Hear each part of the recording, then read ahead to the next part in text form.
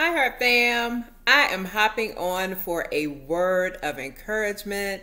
This word is for those individuals who know God has given you instructions to do something. He's giving you instructions to do something. However, the instructions that he's given are not, I would say, conventional. They're out of the box instructions and maybe something that has never been seen, never been thought of, and it just puts you in a place where it's like, okay, God, are you really asking me to do this? It's kind of like you're doing the most. And that is what this word of encouragement is titled, Doing the Most. So, for those of you who have gotten instructions from God to do something that takes you out of your comfort zone, stop sleeping on what God has shown you that you need to do. Stop sitting on that vision. Stop sitting on that dream because it does not look like what the world may deem as acceptable or normal. Maybe what he's shown you is so far-fetched from anything you've ever seen. And maybe in the eyes of others, it's the most. If you were to share with your friends, your family, your associates, whoever you talk to, if you were to share what instructions God has given you, there may be some people in the back of your mind, you go to them and you're like, man, I can't tell them this because they would think I'm crazy. They would think I have lost my mind. Something is not right. And it's like, okay, if I tell them this, they're really going to think I'm doing the most. They're going to think I'm being real extra right now. But let's take a look at Acts 5:17 through 29. And Acts 5:17 through 29, it talks about when the apostles were persecuted. They were going around town telling people about Jesus and healing people, and the Sadducees were not happy about them performing healings and telling people about the goodness of Jesus. They were not happy because it wasn't the norm of what they were used to. The apostles were doing things that were new, that were not heard of at the time. So they were actually doing the most, according to the Sadducees and the Sanhedrin. So let me read this for you. Acts chapter 5, starting at verse 17. Then the high priest and all his associates, actually, you know what? So you can get the full picture. Let's start at verse 12. Acts chapter 5, verse 12. The apostles performed many signs and wonders among the people, and all the believers used to meet together in Solomon's colonnade. No one else dared join them, even though they were highly regarded by the people. Nevertheless, more and more men and women believed in the Lord and were added to their number. As a result, people brought the sick into the streets and laid them on beds and mats so that at least Peter's shadow might fall on some of them as he passed by. Crowds gathered also from the towns around Jerusalem, bringing their sick and those tormented by impure spirits, and all of them were healed. Then the high priest and all his associates, who were members of the party of the Sadducees, were filled with jealousy. They arrested the apostles and put them in the public jail. But during the night, an angel of the Lord opened the doors of the jail and brought them out. Go, stand in the temple courts, he said, and tell the people all about this new life. New life. Remember that. At daybreak, they entered the temple courts as they had been told and began to teach the people. When the high priest and his associates arrived, they called together the Sanhedrin, the full assembly of the elders of Israel, and sent to the jail for the apostles. But on arriving at the jail, the officers did not find them there. So they went back and reported, "We found the jail securely locked with the guards standing at the front doors, but when we opened them, we found no one inside." On hearing this report, the captain of the temple guard and the chief priests were at a loss, wondering what this might lead to. Then someone came and said, "Look, the men you put in jail are standing in the temple courts, teaching the people." At that, the captain went with his officers and brought the apostles. They did not use force because they feared that the people would stone them. The apostles were brought in and made to appear before the Sanhedrin to be questioned by the high priest. "We gave you strict orders not to teach in this name," he said. "Yet you have filled Jerusalem with your teaching and are determined to make us guilty of this man's blood." Peter and the other apostles replied, "We must obey God rather than human beings." We must obey God rather than human beings. So back to doing the most. So in this instant, the apostles, they were doing the most according to the Sadducees and the Sanhedrins. What they were doing, healing people, telling people about Jesus, this was something new to them. And because it was new and it wasn't the norm, it wasn't accepted by the Sadducees. It wasn't accepted by the Sanhedrin. So they threw the apostles in jail. They didn't uphold or maintain the certain image that was known during that time. So because they came with something new, the Sadducees and the Sanhedrin threw them in jail. But they threw them in jail, and the thing is, an angel of the Lord appeared and told them, "Go." He got them out of prison and told them, "Go. Go tell the people about Jesus.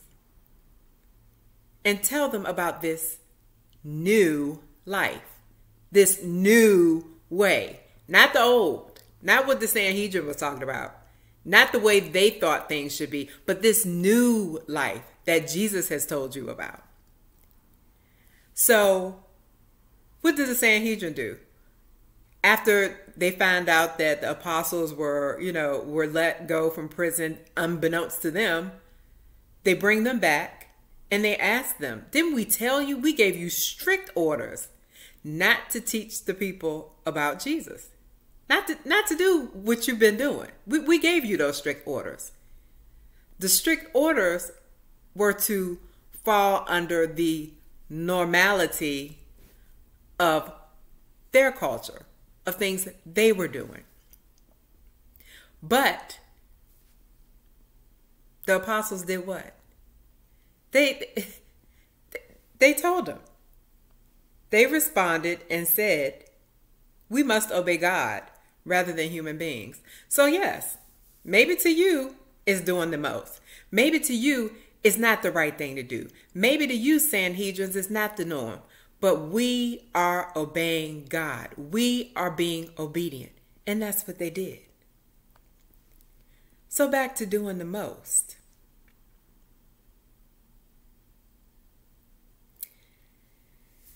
So when we hear about you're doing the most, you're being extra, you're doing the most.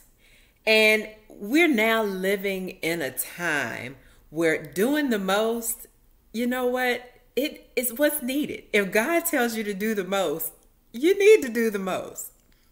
We have played under the radar for so long that we have become accustomed to comfort. We become accustomed to being mediocre, to just maintaining, and just letting things ride as they are. but it's time to do the most. If Jesus has given you instruction to do something that requires you to step out of the box, you need to do it. You need to do it. Just like Peter and the apostles. They obeyed God rather than what man said was normal, what man thought of how things should be. Continuing to play it safe because you don't want to ruffle other people's feathers. Continuing to play it safe because you don't want people to see you in a different light. You still want to, you want to be cool with everybody, and you want to make sure, I want to make sure I stay in good graces with everybody. But sometimes when God calls you to do things, it's not going to be, it's not about what others think. It's not about what others think. It's about you being obedient to what he's telling you to do. And sometimes we have an image that we want to portray, and we give so much importance on how we are seen by others. And I'm not saying that, you shouldn't carry yourself in a certain way. No, that's not what I'm saying. But when it comes to instructions that have been given to you by God, that trumps anything, any way a person may portray you if you're being obedient to what God has told you to do. It is more important to focus on how God sees you versus how others see you. When we dull down or alter what God has shown us to appease others, how do you think that makes God feel? He's giving you clear instruction to do something, but because it may not fit into what is the norm, Sadducees, Sanhedrin, it may not fit into what is considered the norm. You change it up a little bit, thinking, you know what? Well, he said do this, but just to make sure I'm following protocol or following suit, or making sure that, I'm staying under the radar, I'll kind of switch it up a little bit. But that's not being obedient. That's not following his instructions. And the thing is, we expect God to do the most for us. But when he asks us to follow his instructions, even if it means doing the most and going outside of the box, even if it means doing something that is considered extreme, we alter those instructions. How do we expect him to do the most for us when we're not willing to sacrifice, to be obedient, and do the most for him when he instructs us to?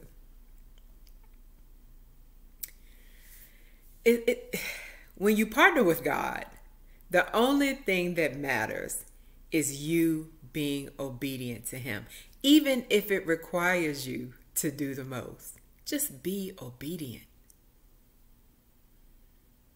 Is it easy? It's not always going to be easy.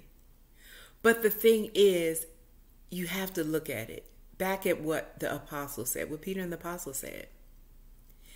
It's obeying God versus obeying a human being.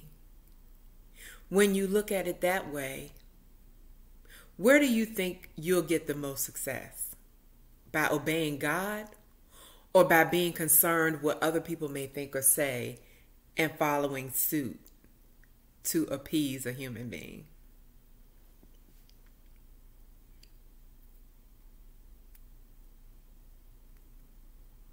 In 1 Samuel 15:22, it says, "To obey is better than sacrifice." It's all about obedience. Even if you're doing the most. Sometimes he requires that. And doing the most. And I'm sharing, not giving details, but sharing just a recent experience with me moving to Texas. For me, moving to Texas was a doing the most moment. I didn't understand why God was prompting me to move to Texas.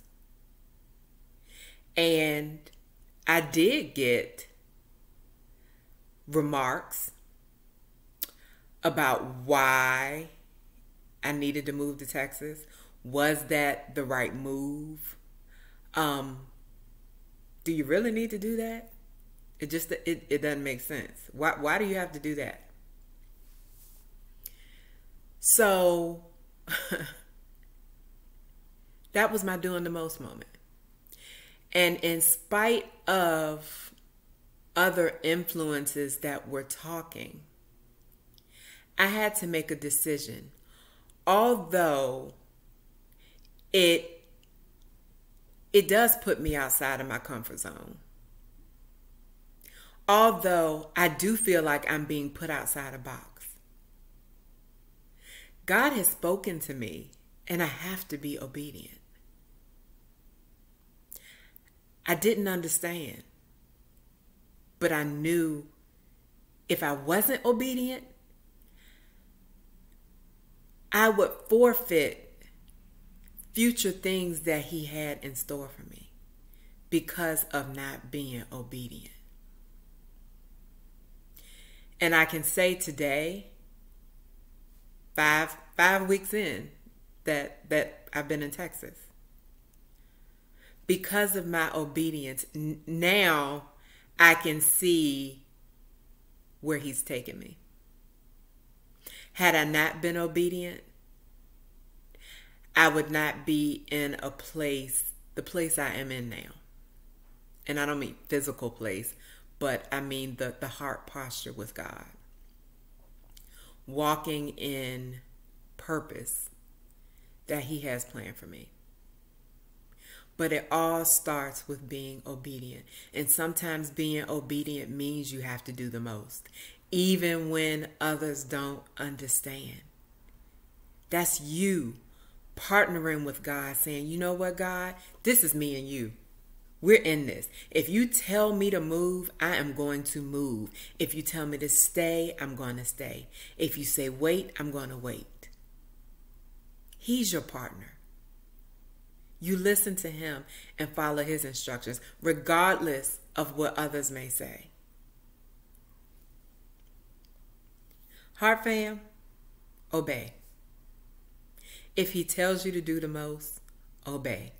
Do the most. Be extra. Do everything he's told you to do. If people don't understand, God's your partner. He's the only one you have to answer to. When he's giving you those instructions, that's between you and him. And you have to make up in your mind, God or others. And when you have a heart where you do want to see everyone happy, it can be a challenge. Because you do want to make everyone good. You want to make everyone comfortable. But sometimes when it comes to walking in the things of God, when you're following his instructions, when you're walking in your purpose, you have to forfeit that. Because you're not going to make everyone happy. The plan he has for your life is your plan. It's not anybody else's plan.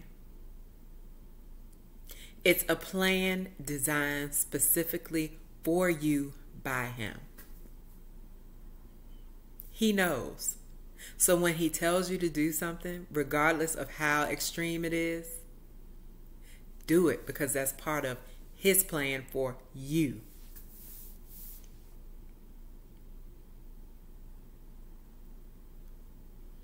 And the Bible says that God chooses the foolish things to confound the wise.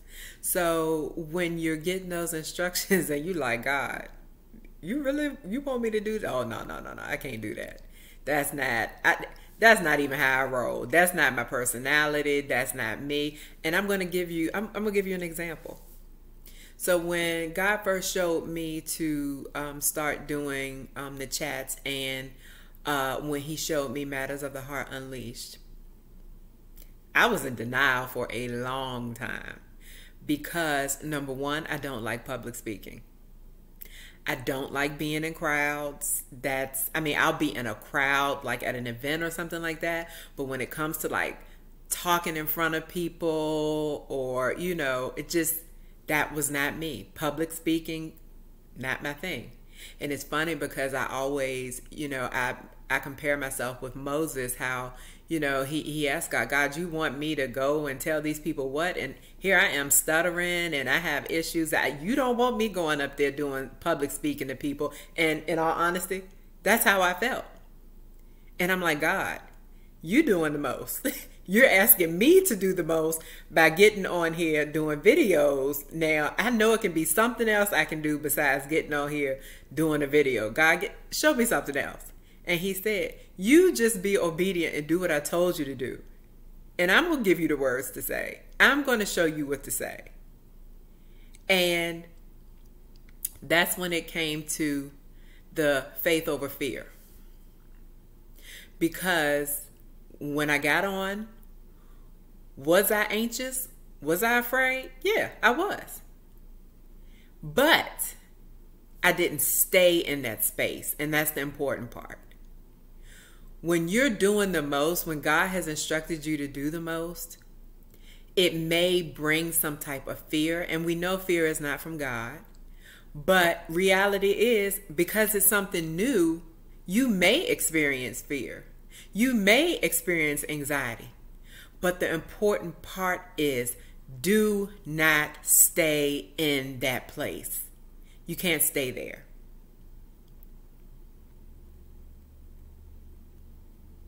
And if he requires you to do the most, do it. Because if he's asking you to do something, guess what? That means he's already equipped you with everything you need to accomplish what he's instructed you to do. It just takes a step of faith. You gotta take that step and be obedient. Regardless of how extreme, how extra the task that he's telling you to do is. Do it.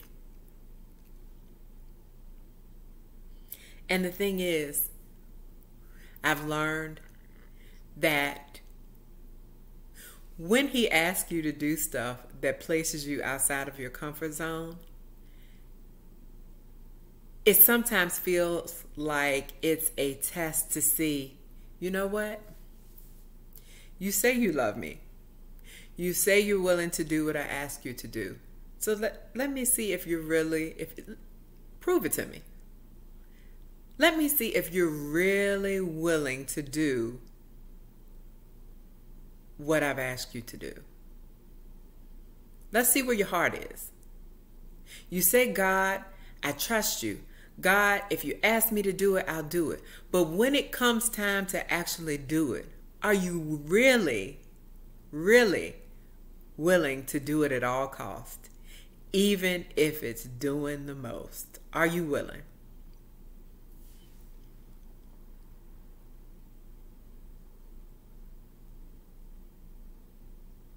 So, Heart Fam, when God asks you to do the most, when he's giving you clear instruction to do something that takes you outside of your comfort zone, to do something that just puts you in a place where you're so uncomfortable, and it puts you in a place where you're just like, okay, God, I don't know about this. When he gives you those instructions to be extra, do it. Do it. He's with you. He is with you.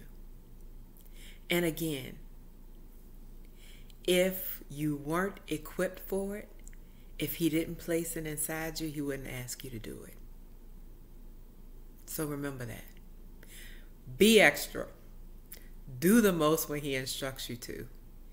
Be obedient. And remember, obedience to God or obedience to a human? Which one trumps? I choose obedience to God. In spite of what others may say, in spite of how others may see me, it's not their walk. It's your walk with God. It's you partnering with God. That's where your success is going to come from. Partnering with God, being obedient. Heart fam, if he instructs you to do the most, I want you to be extra and do the most. I love you all, and until next chat, be blessed.